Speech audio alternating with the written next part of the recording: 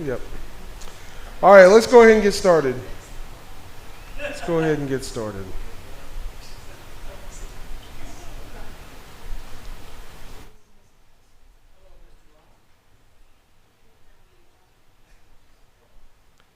All righty. So we're still getting kind of started on the Christian evidences and talking about why we believe that God exists and so forth. And tonight is kind of the basic level. Like, I want y'all to understand what we're talking about before we get into watching these debates. Mainly because sometimes they can go a little too intricate in these things. And so if you have a good basic level of the arguments, so that's what we're going to do. We're going to kind of look over the arguments for the existence of God. Really, we're just looking at 3 of them tonight. There are probably 10 or 11 of them total. The so-called classical arguments are the ones that the philosophers have come up with and so forth. But we're going to look at 3 that I think are the easiest for people to use on a regular basis, and then we're going to look and see why they prove God exists. Okay. Now, before we do that, I think we did this last week, but if someone asked you,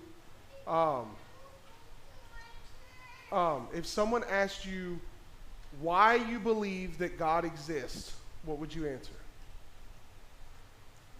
Somebody said, why do you believe that God is real? What would you answer? Somebody told you so.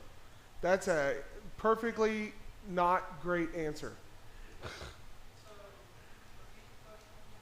If someone asked you, why do you believe God exists? What would your answer be? So, somebody that's asking that question 9 times out of 10 is not believe he exists. So you're going to use their logic against them. If he doesn't exist, how do you explain the scientific phenomenon that happened when it can't happen in another way?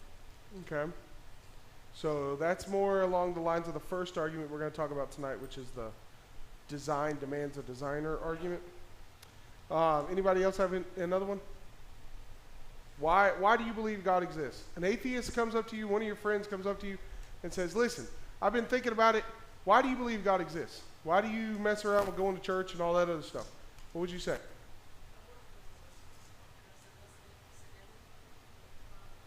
Okay. All right, so the biblical argument, that's one of the arguments we're going to talk about tonight.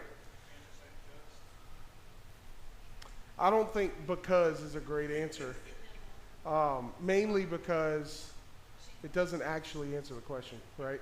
Okay, so let's dive into these. So, who all has a watch on their hand right now? All right. The first argument we're going to talk about today is called the watchmaker argument, or the design demands a designer argument. I forgot to turn my watch on low power mode, so it'll actually last more than a day. So the first one is the design demands a designer, or the watchmaker argument. Okay, your watches, most of them are smart watches from what I saw, right?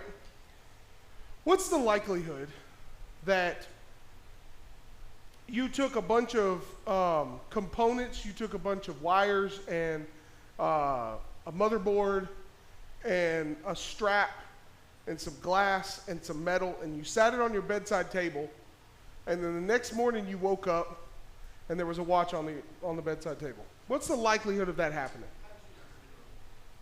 Oh, really? It happened? Wow, you're the first one to ever see that happen. Because it can't happen, right? It's not going to happen, right? That's just not possible. Okay, so this first argument is called the cosmological argument, or the cause. There is a cause, okay? So with arguments, you'll notice, the trees are trying to kill me, I think. Anyways, you'll notice that a lot of the debates, a lot of these arguments that we're going to go through have syllogisms. A syllogism is real simple. It is, this is true, and this is true, and therefore this is true, okay? So, for instance, the cosmological argument is this. Whatever begins to exist has a cause, okay? The universe began to exist, and so therefore the universe has a cause. There's the syllogism, okay? So, if everything that has ever existed had a cause, you watched it and just appear one day, your truck or your car didn't just magically happen from, you're walking through a junkyard and all of a sudden a brand new Mercedes has assembled itself in the middle of the junkyard because all the parts were around it.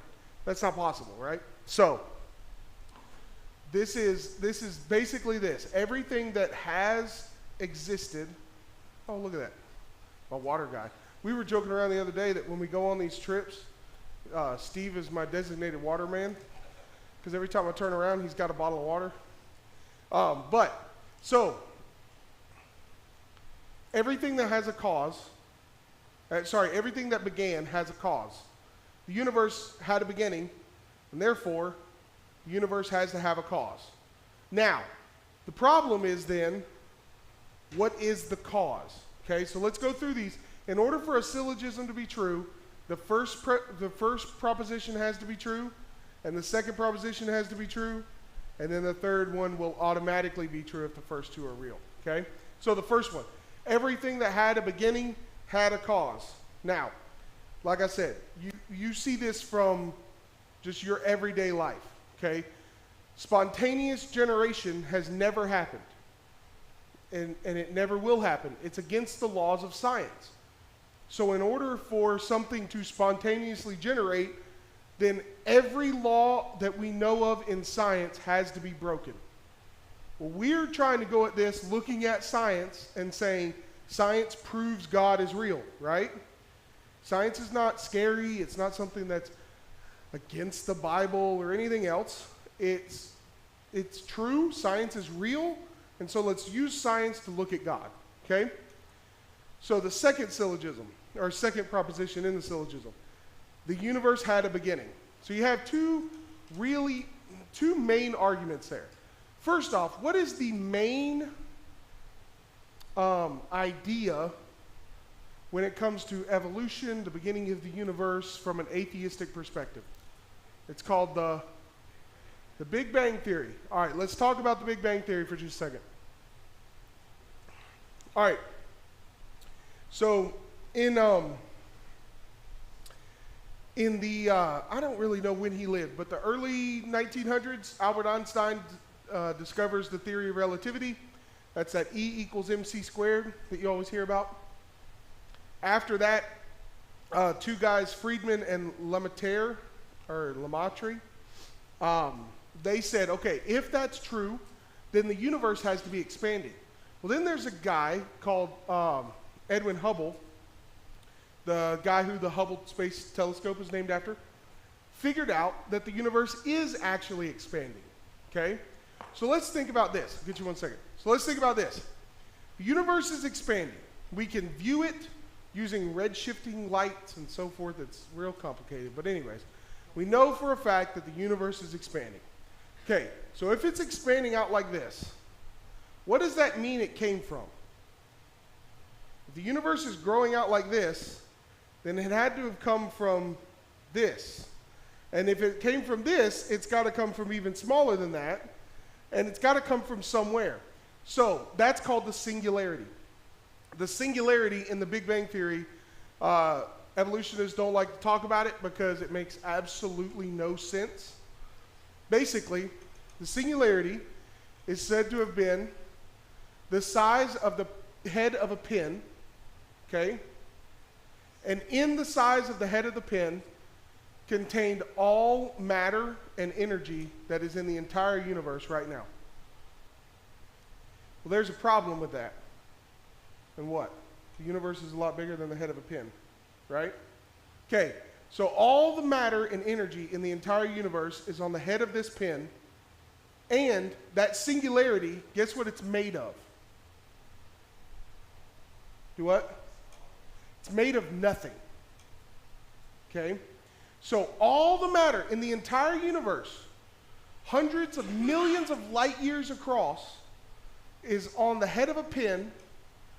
All the energy is in there, and it's made of nothing, And in order to be that small, and in order for it to have that kind of mass, the heat inside of it would be so high, it would be higher than any imaginable level of heat that we could ever conceive. And it would be so high that the atoms and the matter itself would break down. That's why it's made of nothing. So, the head of this pin explodes all of a sudden, 13.8 billion years ago, and now we have the universe. That doesn't make any sense, right? Which is why evolutionists don't like to talk about the singularity, because it doesn't make any sense. And the truth is that both sides, evolution and creationism, are coming at this knowing that we will not know all of the answers, okay? What did it look like when God said, "Let there be light" in Genesis 1? What did it look like? Don't know. Darkness, light, somehow. Where'd the light come from? Because it's not until the fourth day that he makes the sun and the stars. So where's the light come from? We don't know. Okay? Both sides are saying we don't know. The difference is, one of them says that all the matter in the known universe can fit on the head of a pin, and it can be made of nothing, and it can explode and somehow create everything. The other one says that something bigger than the watch made the watch. That's the cosmological argument. Go ahead. So, really with that, there's so many thoughts to break that down. First of all, how does something exploding create anything? Because anytime I've seen something explode, everything around it is destroyed instead. Yep, we're fixing to talk about that. The law of entropy, yep. Second thing is, how do we know that the universe is still expanding, or is it just simply that we're having better techniques and growth? That's always been there. We just haven't. No, so Edwin Hubble, all right, we're getting in the weeds now. And the rest of them are going to get mad because we're going way over the head of the normal Bible student. All right, Edwin Hubble realized that if you used red shifting light, which is basically when you get out to that distance, red light is the only thing that can reach us, infrared light. And so you use the red shift basically to see into the past, okay? Which is where a lot of people get that the universe is 13.8 billion years, because they say, well, it should have taken that long for this light to get here and so forth. But there are ample reasons why the light would be getting here outside of 13.8 billion years. Like, for instance, in Genesis 1, he said, "Let there be light." Before everything else, there was light. Now, where did that light come from? We don't know. How did it work? We don't know, right? So, yeah, so it's pretty clear that the universe is expanding very slowly, and that's where they're getting the 13.8 billion years, because in order for it to circle back all the way to the head of a pin, it's going to take 13.8 billion years for that piece of matter that's at the farthest extent of the universe to make it back to the head of the pin. So, all right, so let's talk about this law of entropy. The second law of thermodynamics says this. All right, if you wake up and you eat breakfast, is that enough energy for your body for the whole day? You don't count. You weigh 14 pounds. No, right? When you take in energy, you use it over time, right? Okay, so the law of entropy, or the second law of thermodynamics, basically says that over time, things don't get more complicated. They get less complicated. Energy is destroyed, it's not created. Which is why, in that singularity, all the energy in the universe has to exist in there too, because you can't create it. You can't make new energy. And if that's true, and the universe is 13.8 billion years old, we have a problem. We would have run out of energy a long time ago. We wouldn't have to worry about global warming and all that other stuff that they talk about all the time, because we would run out of energy. But the fact is, there is energy left. And so there's a reason why it doesn't make a lot of sense. All right, the second one that we're going to talk about tonight is the moral argument. All right, name something absolutely horrific that human beings have done in the past. Absolutely morally wrong that human beings have done in the past. Killing? Do what? What'd you say? Eating tomatoes. No. Eating each other? All right. No, we don't have to go into details now. Like what kind of salt did they use and pepper and seasonings and all? No, I'm just playing. Y'all need to watch out for Katie. No, anyways. All right. The usual example is Nazi Germany. Okay? Is what the Nazis did morally, objectively, wrong? Yes. It is morally wrong. In fact, in 1978, a preacher named Thomas B. Warren was debating a man named Motzen, and he asked these questions. Usually before a debate, you'll have a list of questions that you can send the other person to kind of get their head on certain things. You can kind of feel out what they think about certain things and so forth. So he asked them, is Nazi Germany, now this is only 30 years after the war, what Nazi Germany did, is it wrong? Is it morally, objectively wrong? And the guy said yes. And he went on to say in his debate that not only is it wrong, but that if you were captured by Nazi Germany and you were told you will either die or help us, then it is your moral obligation to die instead of help them. Okay? Here's the problem. Here's the syllogism. If God does not exist, then no objective morality can exist. Objective morality does exist, and therefore God must exist. Now, here's how we know that objective morality cannot exist outside of God. Human beings are the only ones that have objective morality.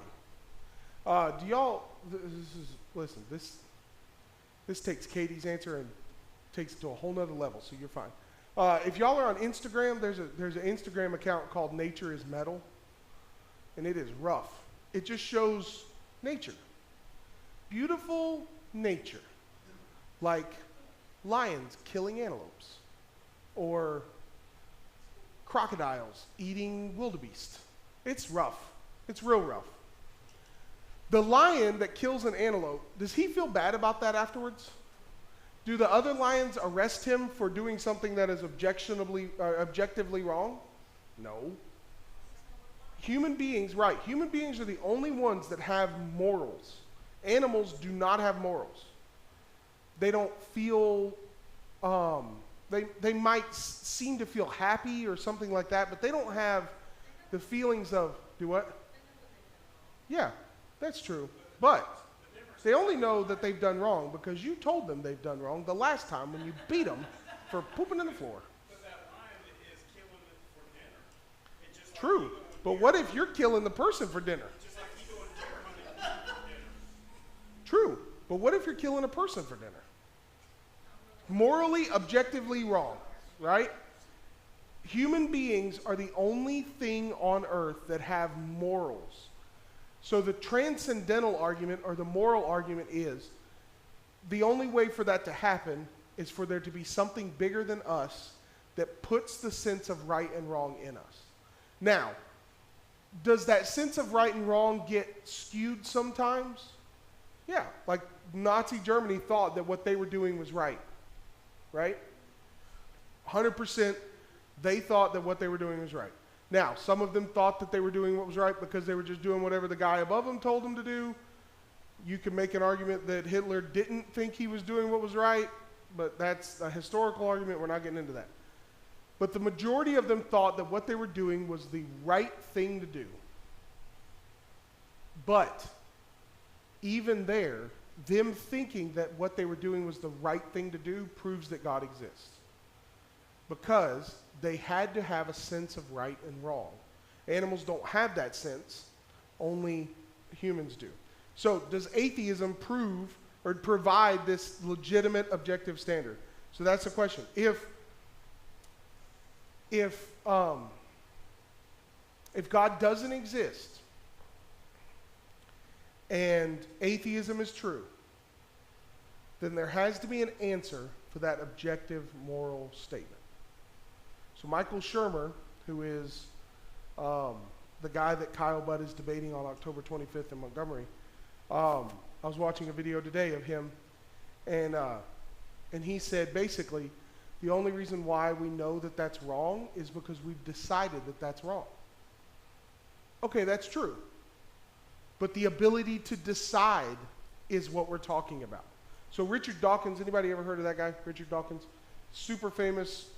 Becca's shaking her head yes, because I watch these videos all the time. Becca gets all this at home, and I nerd out about this stuff all the time. But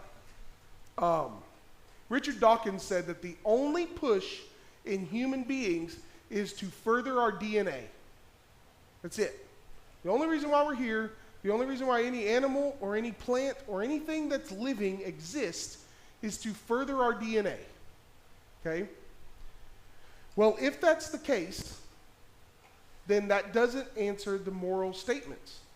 Because, all right, let's think about this. If I'm a young college guy and I meet a cute girl at the Chattanooga Aquarium and I want to take her out on a date, but she has a boyfriend, if I'm going to further my DNA, I'm going to kill that boyfriend, take her out on a date. I did not kill Rebecca's boyfriend, okay? But that statement doesn't, what'd you say? He did. I was charming. Anyways, I made fun of her, that's what it was. But the statement by Richard Dawkins that all we're doing is pushing our DNA doesn't make sense. Because if it did, then we would be doing things that are morally objectively wrong all the time to further our DNA. Go ahead. You're also trying to further genetic reveal. In theory, genetically speaking, you're told don't commit war, then you're more likely to die. Exactly. Doesn't make a lot of sense. All right, now the last one. We're going to go to some Bible verses. The last one is the biblical argument. Now here's the thing. If we're studying with an atheist, I think we talked about this last week, but if we're studying with an atheist and we're trying to show them that God exists, I personally would not go to the Bible for that answer. Now here's the reason. The atheist doesn't believe the Bible is accurate. So if you go to them with a Bible and you say, here's why you need to believe in God because the Bible says you need to believe in God, they're going to say, well, I don't believe that book. So congratulations, y'all have fun with your little Jesus thing. Right? So,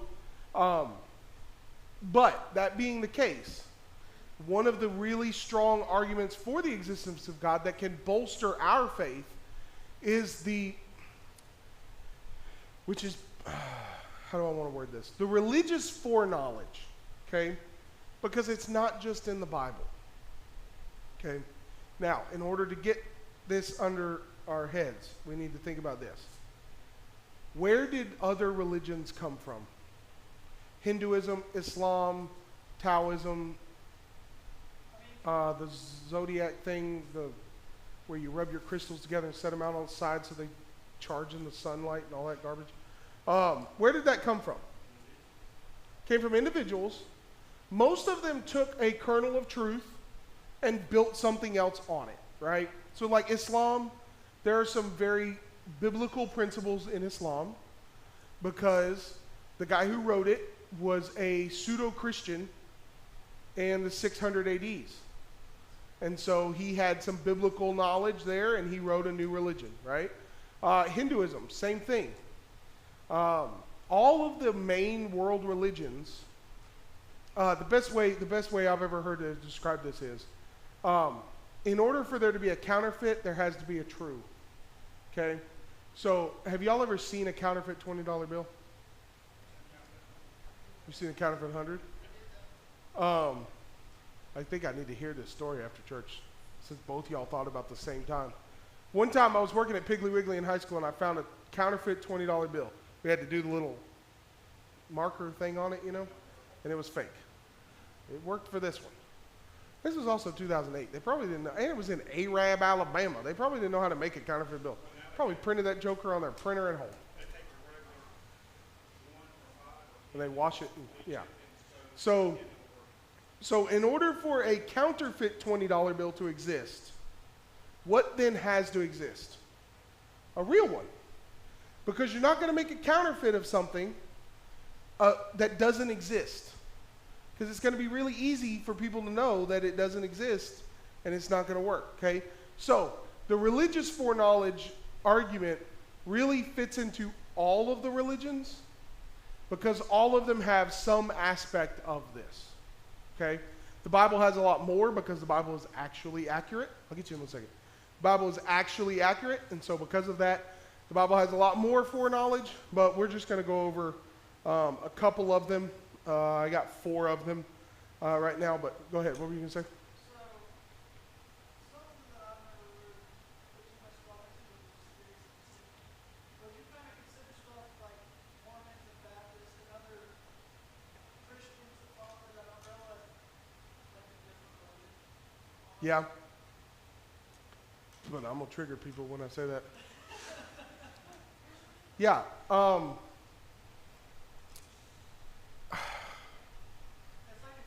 That's a nuanced question because this is just me talking. This is me personally, okay? Caveats. Personally, like Mormonism, y'all know I'm a giant Mormon nerd. Mormon is a different religion.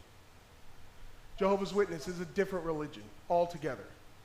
The denominations of Christianity, I believe, are flawed and misled, but I think they're just flawed and misled versions of Christianity. They need to obey the gospel and need to become Christians and follow the truth, but they're not wholesale, completely different religions. I'm sorry, but if you believe God lives on a planet called Kolob on the other side of the sun, and you believe that you can become gods and that Jesus is Satan's brother, that is a different religion. You're just using some of the same words. But even then, they took things from the Bible. Joseph Smith, when he's writing the Book of Mormon, he took things from the Bible. Most of the religious parts of the Book of Mormon, the actual Book of Mormon, not the Doctrine and Covenants, most of the religious parts of the Book of Mormon are straight up copy and paste from the KJV Bible. The story behind it and everything else is different. So, anyways, all right, so here's the syllogism for this biblical foreknowledge or this religious foreknowledge, okay? All these different religions,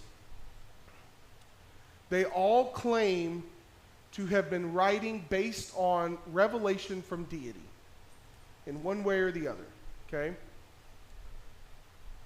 If that's true, then they should know things that the rest of mankind doesn't know. Okay? They do know things that the rest of mankind didn't know when they were writing them. Therefore, there has to be something giving that information to them. Okay? Most of them are copy and paste from the Bible, but also all the revelations that God has ever given throughout mankind's history are not written in the Bible. Right? Even the Bible says, if everything were written down, the heavens could not contain the books. Okay? So, let's look at a couple. Somebody grab 1 Corinthians chapter 15, verse 39. 1 Corinthians 15, verse 39.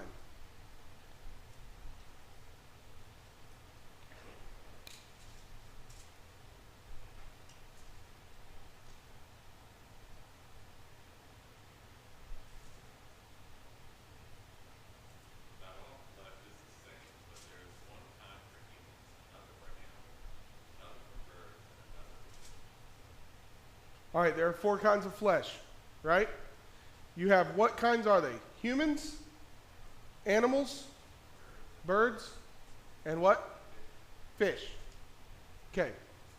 There are 4 different types of flesh. That is scientifically accurate.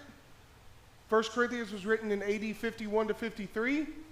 that fact that the flesh of animals is different depending on fish. I mean, if y'all have ever cut open a chicken, it looks different than a steak, right? And it looks different than a salmon, right? There are 4 different types of flesh. That fact was not set in stone in science until 1653. So about 1600 years prior to that, Paul wrote 1 Corinthians and said it already. Okay? All right, somebody get Acts 17, verse 35. Sorry, Acts 17, 25. Acts 17, 25.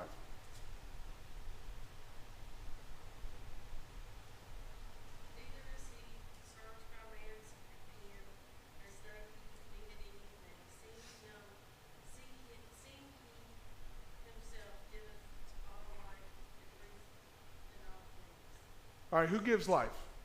God, right? Life cannot be created. Acts, the book of Acts is written in AD 63. The statement on Mars Hill in Acts 17 is written prior to that. It's probably, I'd have to look back at that, timelines of his missionary journeys, but probably somewhere in the 40s, I would think. We still have not figured out how to create life. Now, do we create life sometimes? In some ways, yeah. We have now where you can 3D print a heart, but you're using cells. We can't create the life itself, okay? Because the only thing that gives life itself is God. All right, let's look at some Old Testament passages. Isaiah 51, verse 6. Isaiah 51, verse 6. There are tons of other ones. There are probably 100 of these. If you took Fishers of Men, there's a whole list that you go through in Fishers of Men, if I'm not mistaken. Isaiah 51, verse 6.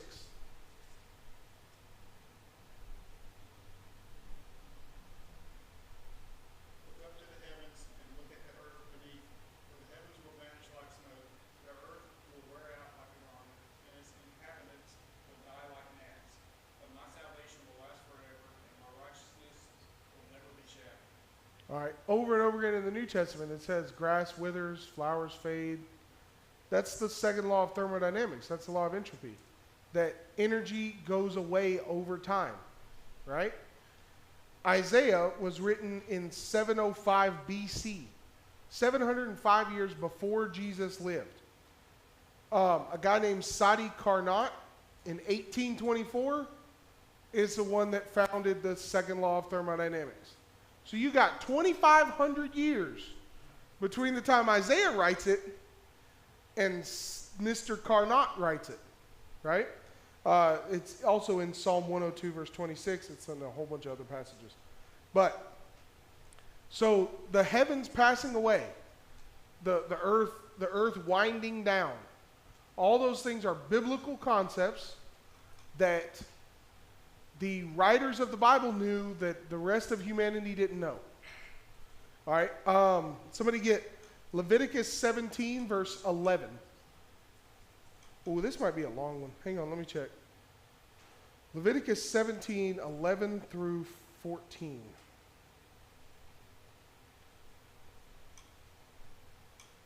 It's pretty long, but I think y'all can do it.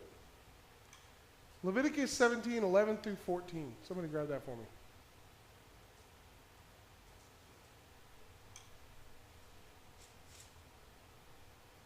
For the life of a creature is in the blood, and I have given it to you to make atonement for yourselves on the altar. It is the blood that makes atonement for one's life. Therefore I say to the Israelites, none of you may eat blood, nor may foreigners residing among you eat blood.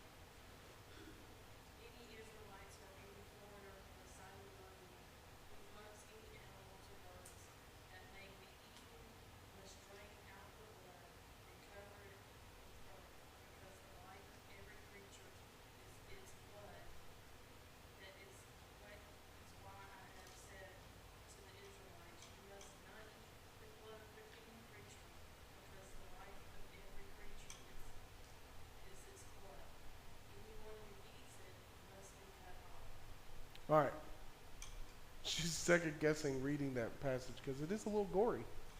Should have got Katie to read that one. Anyways, Gus laughed at it. Okay, so what happens if you are cut and you bleed out? You pass away. You pass away, right? The life is in the blood. Verse 11 says the life is in the blood. Okay. Leviticus is written somewhere around 1500 BC.